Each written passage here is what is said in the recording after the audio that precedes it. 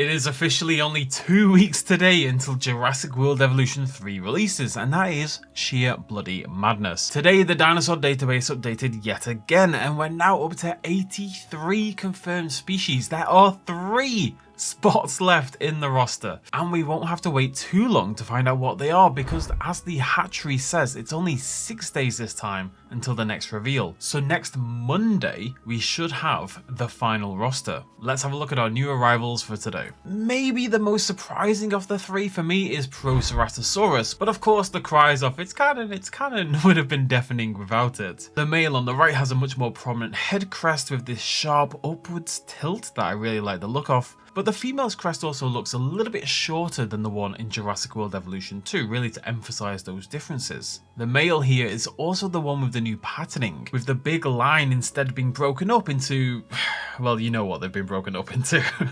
There's also a dash of colour around the eyes that makes it look a little tad ominous, shall we say. Another surprising but very welcome returnee for me personally is Chendrausaurus. God knows we needed more larger carnivores. The male again has the new pattern. We've got some thicker striping going on here, and it doesn't have that double colour overlay. Little less interesting all told, but it has got those big prominent crests above the eyes at least. The sexual dimorphism, generally speaking, is pretty subtle with these ones. I really didn't think Chendrau was going to make it in, and I'm surprised we're seeing it before the likes of, say, Albertosaurus. But I do think it's a nice design, and I do think it's got maybe one of the more unique morphologies amongst all the larger carnivores we have. It really sticks out in that regard, so that's probably why it made the transition. Our third and final newly revealed returnee, though teased in my gameplay video the other day thanks to a research icon, is Styracosaurus, and this is the one I'm most excited to see back. Always one of my favourite ceratopsids in the game, with that really evocative frill design, and whew, it's even better now. The new frill patterning on the male looks awesome. Far more interesting than those round eye splotches we had before. Instead we get this strange broken up pattern with an extra drop of colour above the snout. It's very cool, it really looks great. They've done a bang up job with the ceratopsid frills largely in this game. Also of course has bigger spikes and a bigger frill in general, but it's more subtle than say the Triceratops. Now that's all our new species, but that's not all of course. There are 7 other new dinosaur database animals to take a look at, starting with Apatosaurus, appropriately both the male and female looking incredibly boring. The male is a little bit bulkier and has this new splotchy pattern, but honestly what do I even say about Apatosaurus? It needs a little bit of love, it needs a little bit of blue.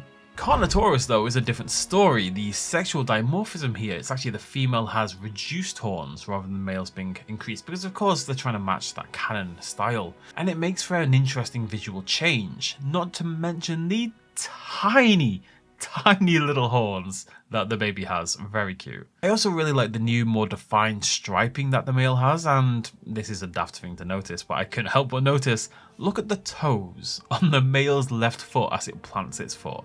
The way the toes splay out is wonderfully animated. It's really good stuff. If you're into feet, I'm sure you're having a lovely time. Corythosaurus was confirmed fairly recently. We've got a good look at the new patterning here, and again it's the male that benefits. The body pattern is still a bit because it's trying to match Jurassic Park 3, which has a terrible pattern, but the radial striping on that elongated crest looks very, very cool and really makes the dinosaur more interesting, I think. And this one is interesting too. Dreadnoughtus is here in its Dominion form with some of the most prominent sexual dimorphism we've seen so far.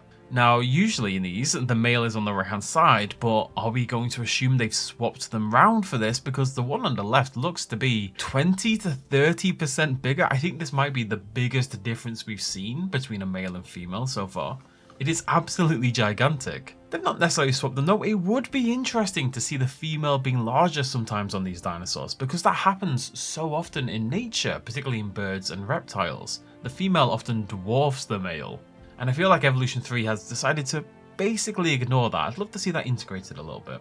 Lystrosaurus though is back to basics with a bigger, bulkier male and the new striped pattern. It's the juvenile that really grabs the attention here though, because with those gigantic eyes and the very strange head shape, it looks so much like like an alien dog, like a baby alien dog. I kind of love it, honestly. And ultimately, we have Morris Intrepidus with its understandably fairly large juvenile. The sexual dimorphism here is very, very subtle. The male maybe looks a little bit bigger, a little bit taller, and it's just because they look decently sized here, of course, but in reality, they're already pretty tiny, so any of those dimorphic details are likely going to get lost. Although I will say I'm a little bit surprised that the feathers at the back of the head weren't pushed a little bit further in the male. That seems like an obvious place to me to kind of push the boat out a little bit more. I think by default they've made the male the canon design on a lot of these, which is quite strange, rather than sort of adjusting the male and making the existing female the canon design, which is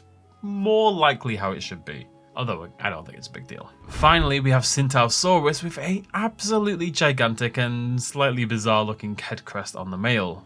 Not necessarily inaccurate, of course, dinosaurs likely had a lot of strange adornments, but definitely odd looking. Man is holding up a tennis paddle, trying to get people to follow him at a train station. The male also has the new pattern, which is basically the old pattern. Obviously, the intention here is that these patterns make them a little bit distinct across the sexes, but they should still look like they're the same family unit. You know, they should be different, but the same. Now, sometimes that comes across beautifully, the ceratopsids in particular, as I've said, and sometimes it's maybe a tiny bit too subtle. That's our 10 then for today, and that's our 83. Still no full roster, but only 3 slots remaining for the entire game. Madness. Now, we still haven't seen Dinokairos or Shonisaurus, so I am going to spend the next 6 days with all my body parts crossed uncomfortably.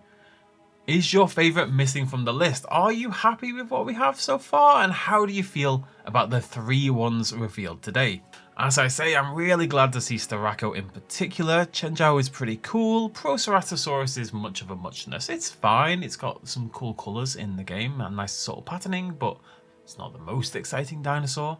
I'm glad it's back over the likes of Segisaurus though, I'll say that much. Give me your thoughts down below, otherwise I will come and steal them using my thought stealing machine. Thank you very much for joining me, and come back throughout the week, maybe very soon, for some very cool stuff for Jurassic World Evolution 3. Just saying. I'll see you lovely folks very soon. Cheers much as always. Bye bye.